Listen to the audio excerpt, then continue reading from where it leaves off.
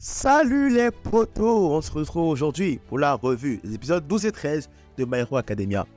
J'avais pas fait de revue la semaine passée parce que c'était pas trop bien, mais là ça va mieux. Donc voilà, aujourd'hui on va parler des épisodes 12 et 13 de My Hero Academia. Épisode très intéressant parce qu'en fait c'est en gros la saga avec les ectomorphes puis Spinner en gros qui a été nommé par All For One si tu veux porte-parole des ectomorphes. Donc l'épisode 12 en fait en gros si tu veux un peu ça raconte en fait l'histoire de ce conflit là entre les ectomorphes et la société des héros actuels, où tu as un peu en fait les ectomorphes qui sont des gens qui sont marginalisés si tu veux. Ils sont marginalisés par la population à cause de leur visage, à cause de leur caractère et tout. Donc ça suscite une certaine révolte. En fait ça suscite plutôt une certaine frustration intérieure. Frustration intérieure dont justement Spinner devait profiter, selon All For One, pouvoir créer un soulèvement populaire afin de pouvoir faire la misère aux héros quoi. Donc tout marchait bien en vrai, tout marchait bien, ça commençait à aller, le soulèvement prenait, puis il voulait prendre d'assaut l'hôpital. En fait le truc c'est que All For One avait un plan bien précis. Il voulait profiter du soulèvement là en question en fait pour pouvoir aller chercher le mec là, le gars qui fait les téléportations. Parce que c'était ça en fait, le seul moyen pour All For One de contrer le plan des héros qui était de les séparer, c'est de pouvoir trouver un moyen de les téléporter. Et quoi de mieux que d'utiliser le pouvoir originel, le pouvoir que l'autre gars a copié là, quoi de mieux que d'utiliser la version originale pour pouvoir le faire. Mais pour cela, il fallait sauver Kurogiri, il s'appelle. Kurogiri qui était justement dans l'hôpital. Et pour pouvoir sauver Kurogiri, il fallait rentrer, percer l'hôpital et tout. Et en gros, le soulèvement, en fait, c'était une sorte de façade qui allait aider à mener à bien ce plan. Donc là, t'as Spinner qui s'est fait un peu perturber par nos deux héros là.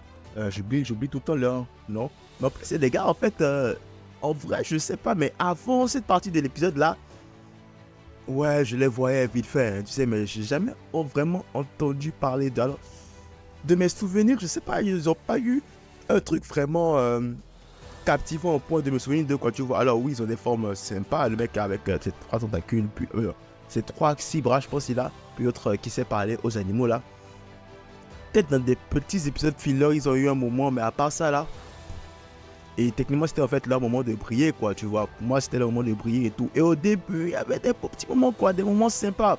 Sauf que dans l'épisode d'après, j'ai été déçu parce que finalement en fait ils ont rien fait. Ils ont quand même réussi à arrêter le soulèvement, mais c'est une petite victoire face à une grosse défaite parce que on va se dire la vérité, Spinner a réussi à atteindre l'hôpital, à atteindre la chambre de Kurogiri, et heureusement Perfect Mike est arrivé, mais malheureusement encore une fois Perfect Mike aura eu beau tout essayer pour l'arrêter, mais en fait ça n'a pas pris, ça n'a pas marché. Puis Spinner, il faut reconnaître la détermination de Spinner. Franchement ce mec là il est déterminé à se... En fait se mettre à dodge Shigaraki, ça me fait très mal parce que c'est ce sur quoi All For One joue.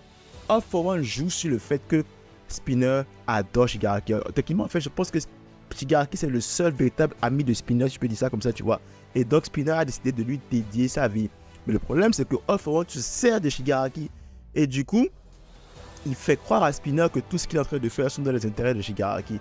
Et donc là, le mec, dès qu'il s'agit de Shigaraki, en fait, il voit sa force décuplée. Il voit son énergie, genre totalement, genre, il a fait des trucs incroyables. Il était vraiment KO. Perfect Might avait presque réussi à atteindre Kurogiri, et Spinner, dans un élan genre, je sais pas, de dévotion ultime pour Shigaraki, s'est levé et allait placer la main de Nana Shimura, l'une des mains de Shigaraki là je pense, sur le visage de Kurogiri, et Kurogiri a tout de suite capté et tout, boum, Kurogiri s'est libéré. Ah, mais attends, déjà il y a un truc que je comprends pas, c'est comment il peut se libérer aussi facilement?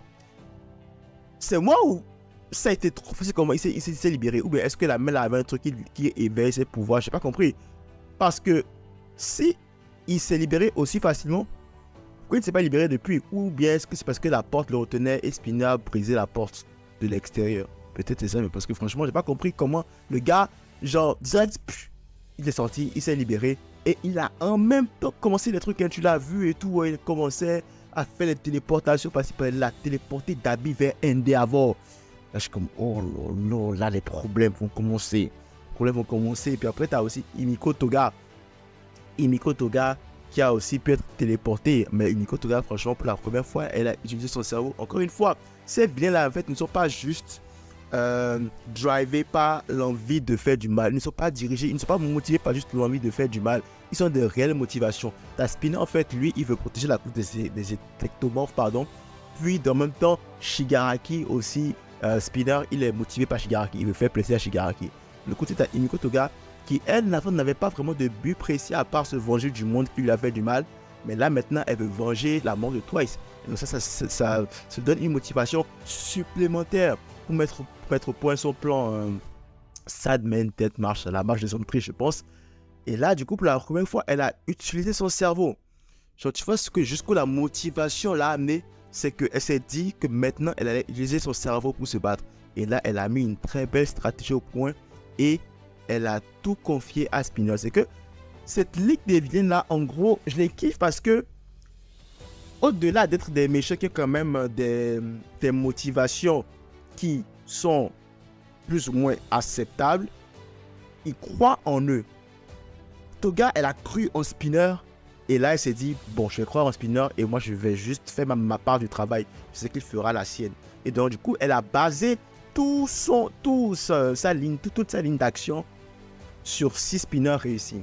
Imagine un peu Spinner n'avait pas réussi. Elle aurait gaspillé la Sadman Death March, là, le truc avec le sang de Twice, elle aurait gaspillé celui-là. Mais non, elle a eu confiance en Spinner et Spinner lui a rendu l'appareil. Spinner a réussi son coup. Et donc finalement, ça lui a permis de pouvoir libérer Kurogiri qui a pu faire les téléportations et tout. Et là, donc il a téléporté Dabi et puis je ne sais pas, 500 et quelques millions de Twice directement là où il y a All for One et Ox. Donc là, ces mecs sont dans la mouise totale. Ils sont dans la mouise et je pense qu'ils n'auront même pas de renfort à moins que... Parce que je sais que Oshaku a réussi à décaler aussi dans le téléporteur. Mais j'espère que Shoto aussi a réussi à entrer dans le téléporteur. Vous imaginez un peu un Shoto et Endeavor versus Dabi? Ça pourrait être sympa ça en vrai. Ça pourrait être cool. Genre le père et le fils contre l'enfant prodigue ou l'enfant déchu, je peux l'appeler comme ça. Ah, ça serait beau, ce serait une très belle histoire, ce serait un très beau combat aussi. Hein. Riche en émotions, honnêtement. Et là, de l'autre côté, tu as la revanche de Toga contre Ox. Je sais pas trop comment ils vont faire, j'espère vraiment en fait qu'il y aura des gens qui vont les aider. Bah, après, tu me diras, il y a Fumikage, la fille aux écouteurs, puis tu as Oshako, et puis la grenouille. Je sais pas si la grenouille a rejoint, je pense que c'est juste Oshako qui a rejoint. Donc là, maintenant, ça nous fait qu'on aura quand même assez de héros. Maintenant, est-ce qu'ils feront le poids? Je ne sais pas. Moi, ma plus grande peur, en fait, et là, je sens que ça va arriver, c'est dans le Coffin in the Sky, dans le cercueil dans le ciel. Tu as quand même encore Shigaraki et des coups qui se font face. Et là, il y a un problème qui se passe parce que Kurogiri va débarquer. Et on l'a vu débarquer avec Perfect Mike et tout. Le problème, c'est que d'une manière ou d'une autre, Kurogiri risque de déconcentrer les mecs et il ne faut pas oublier qu'une seconde de déconcentration va permettre à Shigaraki de pouvoir retrouver ses altères ne serait-ce qu'une seconde. Une seconde, c'est largement suffisant à Shigaraki, non, plutôt All for One, pour pouvoir faire quelque chose, une dinguerie et s'échapper ou se sauver, quoi, ou bien reprendre l'avantage des coups, quoi, tu vois. Rien n'est vraiment sûr. Alors, est-ce que Kurogiri vient là pour récupérer l'autre partie de All for One ou Kurogiri vient en fait pour déstabiliser les mecs dans le Coffin in the Sky pour pouvoir permettre justement à All for One de reprendre le dessus de la bataille. En tout cas, très sympa. La preview, je me rappelle un peu c'est quoi la preview. Est-ce qu'ils nous ont montré Coffin in the Sky ou ils nous ont montré le combat avec Endeavor et compagnie? Je sais plus la preview. En tout cas, ce qui est sûr, peu importe c'était quoi la preview, on est en ligne pour avoir un épisode incroyable encore une fois. Mais j'adore cet épisode de My Hero Academia en fait. Alors peut-être que j'ai eu une petite déception sur la fin. Avec les ectomorphes là, je m'attendais à des dénouements un peu plus sympas, quoi. Tu vois, limite un combat épique entre Spinner et puis justement les deux ectomorphes là, mais il n'en a rien été. Bon, oui, ils ont eu une petite victoire en mode ils ont pu calmer les populations et tout, tu vois. Il semble que les populations soient revenues à la raison, mais après cette petite victoire là, en fait, finalement, la compensation elle est beaucoup trop grande, quoi. Il y a une grosse défaite derrière. Kurogiri est lâché et Kurogiri est lâché. En fait, la bataille change totalement devant. Les vilains reprennent possession de la bataille, reprennent le contrôle de la bataille. Il ne faut pas oublier qu'il y a ce que Gigantomachia.